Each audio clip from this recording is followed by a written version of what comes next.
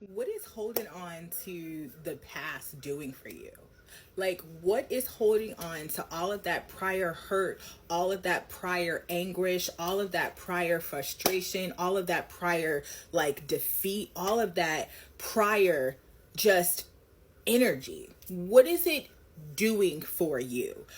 Are you benefiting by replaying all of your perceived failures each and every day? Are you benefiting by talking defeatist energy over your steps in your life each and every day? Are you benefiting by circulating energy with entities and individuals that have no goals, have no dreams, have no aspirations?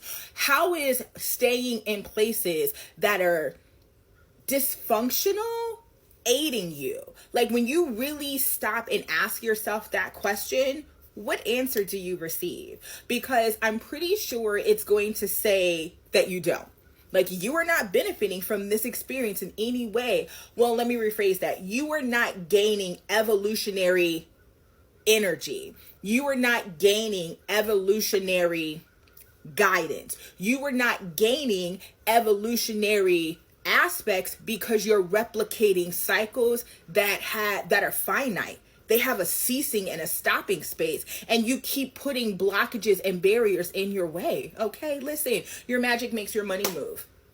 Your magic, what is it that you're meant here to do? See, the thing about it is that deep down you actually know that. You actually know what you're meant to do. You are a little bit afraid. No, you're a lot afraid. You're a lot afraid because you're worried about what other people are going to think about how you're moving. You are worried about what they think. But I want you to remember this, okay? I want you to really comprehend and digest that the majority of individuals that you are afraid that are going to have deterring thoughts, concepts, or conversation about your steps are not living the life that they are meant to, or they even have envisioned for themselves. Like, they're not even moving in an authentic manner. So trying to navigate turbulent waters with those who are not willing to doggy paddle for themselves is irrelevant. Listen, go ahead and click the link in my bio to schedule your session if this energy is speaking to you, because I know when it came through me, it was one of those things that kind of hit hard, and I had to really decipher this and sit with it and pull it through, because you know what? It's the truth. I'm not benefiting by staying in places that have no progress, that have no growth, that have no uplifting and inspiring energy. And you know what, boo? You're not either. So I was called to do this reading today after coming back in from the shop. And listen, there are so many people right now that are just stifled, and they are feeling themselves closing in, right? They're feeling the imploding energy when they're trying to hold on to something that literally has run its course.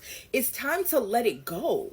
Literally, spirit has been pushing you fervently, right? Like, it feels so uncomfortable because you were literally trying to hold on to something that no longer even belongs to you. And most of the time, it wasn't even yours to pick up. You have been fighting battles. You have been going through obstacles that were not even yours. They are not even yours. And now you have to start choosing you. You have to start choosing you, the queen of saintly women. I am in service of divine love, and I move the way love asks me to move. Love is limitless opportunities of vital and versatile exchanges and experiences. Love is limitless opportunities of vital and versatile experiences and exchanges. And love is asking you to move differently, to speak differently, to eat differently, to sleep differently. Matter of fact, you got to get some rest. Okay? You need to rest your mind, rest your body, rest your spirit, rest your restful state. Okay? You need to rest in a restful state. And you need to remember that love is supposed to be at the center and the heart of everything that you're doing. And if you are moving from obligation, is that really the way the divine wants you to be moving? Are you really supposed to be moving in that way because you feel obligated? Who are you obligated to and why? Who are you obligated to and why? So as you go through this video and then there's questions that are coming up, this is a great time of journal, right? This is a great time to journal. We're actually under a tornado warning right now. And as I came in, the wind started to pick up, and the wind, all right, your mind has felt like it's been very tornadic, and you just are overthinking, and you're wondering, if I do this, then who is going to listen? No.